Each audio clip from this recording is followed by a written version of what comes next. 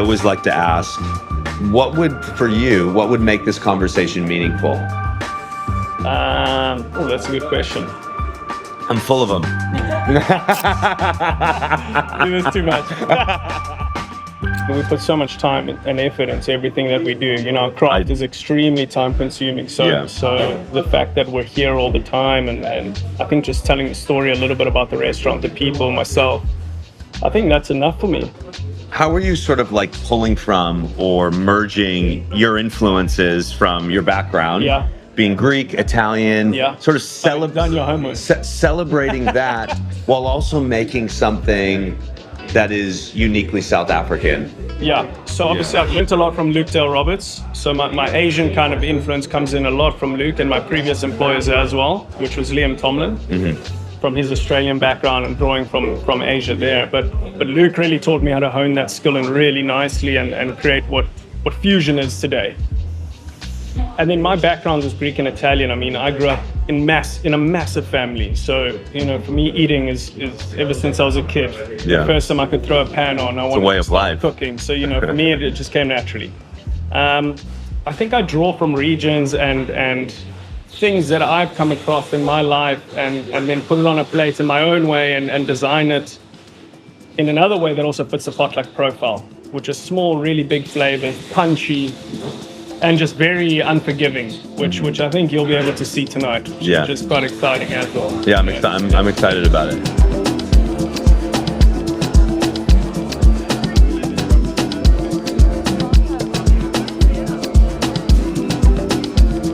So, I mean, I've been here about 5.5 years, and if I trail back from when I came here to where I am now, I think the level of complexity and the developments in my flavor profiles and depth of my dishes is definitely a lot more evident. But for the most part, we like to have fun. Yeah. You know, I draw from everyone in the kitchen. So if I think of something and I know that guy's from that specific background, I'll be like, okay, cool. How did you do it growing up? Yeah. How can you bring that into this dish? Yeah. Let's incorporate everyone. You know, I can come up with an idea, but if you've got someone who grew up with it, they're going to know it 10 times better than you are off the bat. You know, so then how do we develop that into a course and make it shine, and then give that person recognition as well? You know, I love that. Essentially, without my team, we can't do this. You know, without a team, you can't do it. You know, I can develop something, but I need a team to execute. You know, and I need people around me who are excited to execute and develop. So I think that's how we really, you know, come up with our dishes and make it fun for everyone. Yeah. I'll sit with a team of people, and then I'll be like, okay, cool. I have my head chef, my sous chef, and then I'll be like, okay, cool. I want those 3 key individuals for the specific dish development, and I'll draw them in, and I'll say, right, guys, I want you to do X, Y, and Z, because you guys have that style of background, and then let's put it together. And then we work it, then we develop it, then we hyper-focus the recipe so it becomes super consistent, and then we'll put it on the menu to be able to like really churn it out at these big numbers. And we do like, I'd say about 800 to 900 plates a day of food. So it's a lot of food. And really, I mean, it's like really little plating, lots of tiny garnishes. You got loads of like little cool sauces. Layers of flavor that we incorporate throughout the seasons. So I mean, I think that's really how we have fun and develop our food. You mentioned pulling inspiration or influence from some key team members. Tell me about maybe some key team members, their backgrounds, and maybe how you all have developed the dish together. So, you know, when we do anything, let's say for instance, we did this beautiful like Cape Malay style lamb biryani. Where a biryani is Indian, but a biryani is Cape Malay influence. So we played on that, and I said, look, Brett, I want you to really focus on this dish. I think you've got a good background in this, and your history and kind of your family, you know, I think you'd be able to really execute something that's cool. So I gave him the profile and the idea, and then we kind of honed it in together. And then we thought, okay, well, we need to develop, like, this was a really cool one. We need to develop a really nice flaky style Malay bread. Almost like a roti, but not same. I mean, very similar, but not a roti, for instance. And then he said, well, my grandmother taught me how to make this bread for this specific curry when I was growing up as a kid. So I said, great, show us. You know, and he showed us the process and step by step of how you roll the butter into the dough and rest it and then roll it out, and you get that beautiful flaky pastry. And then we tried it on the fire, we tried it in a pan, we tried it on a griddle, and then we found the best way of cooking it was actually on the fire. You execute like a beautiful quick flake on it, and then it becomes super crunchy, and it's like just lovely to like scoop up your potjie, which is our traditional South African like pot stew. which we made with different curry spices and stuff, again drawing from like the Malay style curry profile. So that was just, you know, one example of many that I can kind of relate to and think about. What most excites you about the momentum, the excitement of what's going on with South African food right now, and also things like we discussed earlier, 50 best, recognizing colleagues in the community. Sure. Look, I mean, I've been doing this professionally now for about 17 years. I've grown up with a lot of the guys now that are being noticed on a world platform, you know, like the guys from La Colombe, the guys from Spain, the guys from, you know, wherever it is, Salsafy, like our really fine dining like high-end restaurants. And it's just so rad. Like, I don't compete with it. I don't have competition against them because I love that they're doing what they do, but I don't copy their profile. This is my profile. I focus here, this is me, and if you do great, I'm doing great. So I'm like super for it, you know? You guys are on that world platform the whole time, every year, getting all these accolades. San Pellegrino's noticing us. I mean, we were in the 50 best discovered restaurants by San Pellegrino 2 or 3 years ago. You know, so that was amazing for us. You know, we immediately got discovered by Pellegrino. And who knows, maybe in 2-3 years' time, maybe we get recognized in a list that's a lot higher than just that, than just being discovered. So for me, it's amazing the fact that these guys are drawing these people in on a global scale and then uplifting our whole community. It's incredible. You know, it promotes jobs for these youngsters. A lot of the youngsters here in South Africa don't have training.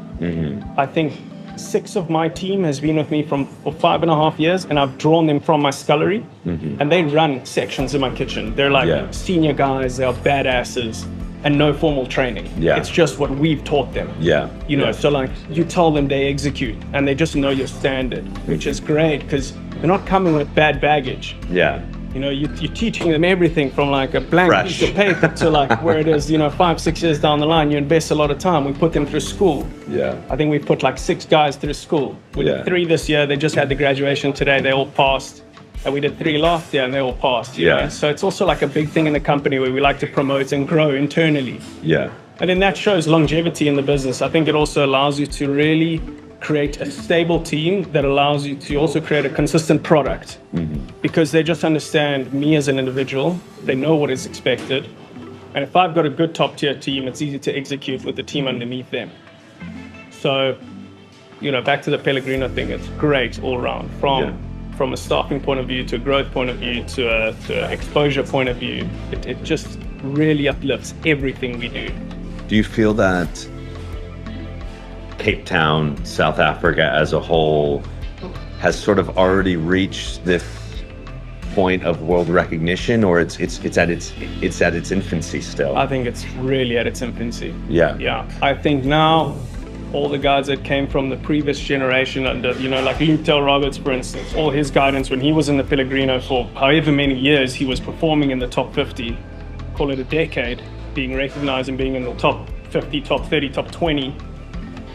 All those guys that have come out that kitchen and grown and started their own restaurants are starting to then also gain that recognition. So you can see the ripple effect. It's all coming from like the Godfather in SA and just growing now. Now all these people are getting noticed under him that are trained under him for like the better part of 5-10 years.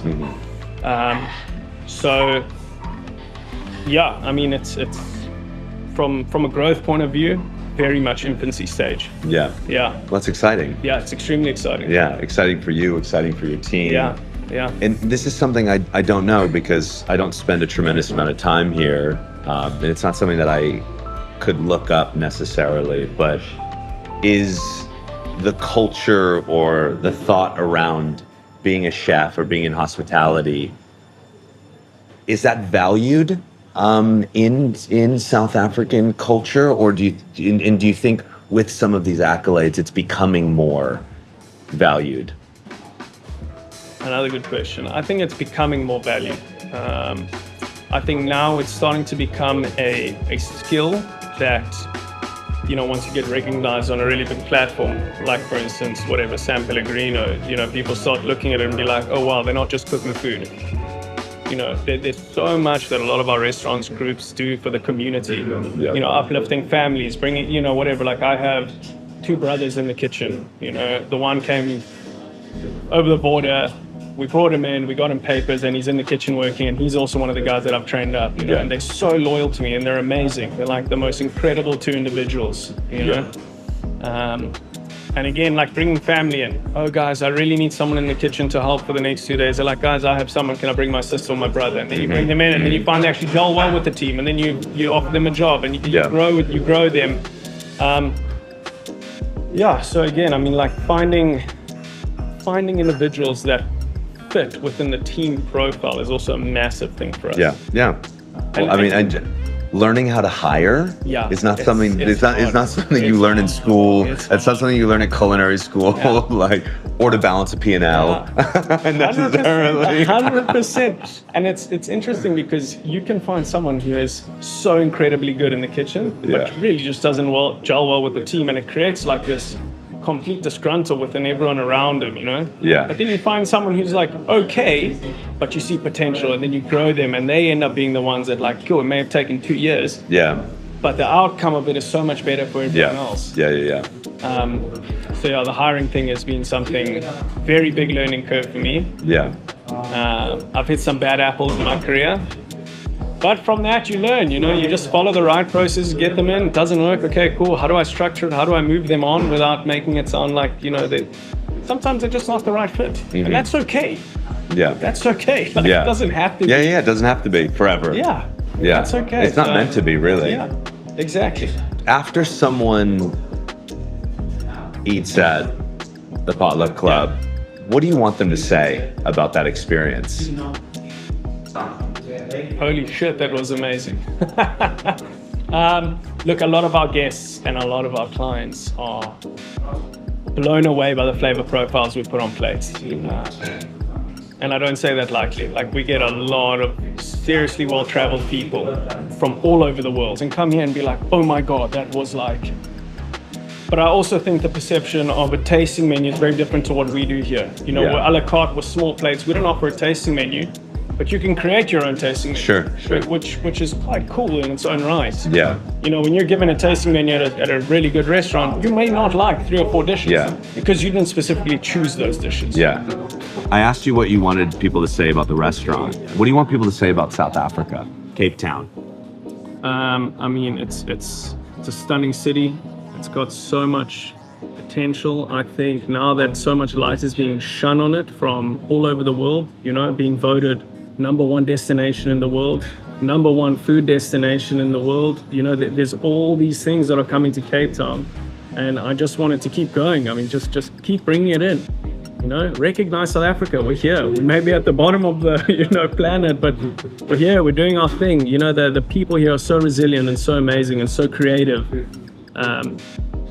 COVID showed me that in so many different ways. I could not believe it, you know. I've got a lot of family in Europe and stuff, and the struggle they went through in comparison to what like myself as an individual experienced here, and how the people reacted to something like that, just showed me how incredible this multinational, you know, society is that I live in. And you know, people just need to come see it. They need to come see the color of South Africa. That's really what it's about. Beautiful. Couldn't have said it any better. Thank you. Awesome, man. I appreciate you. Thank you so much.